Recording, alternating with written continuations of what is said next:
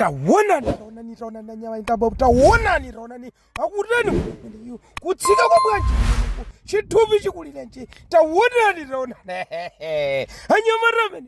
akuzizwa ndi zimene zikuchitika taona anthu kumadumba mapo manyumba atalatali taona kodi ndangati mwa inu mukuona zimene ndikuona ine taona chipiyoyo anthu onse chikhamu taonani kugwa onse oyendetsa njinga ziliko zochiritsa nkhawa zodetsa nkhawa taonani zimene zikuchitika pamenepa ivinemenepa akutuma zolowera iwe mkango ndikupweteka pino kagwere kuseliko koma mkango kukuntha liwiro taonani anyamata amenewa akudabwitsidwa taonani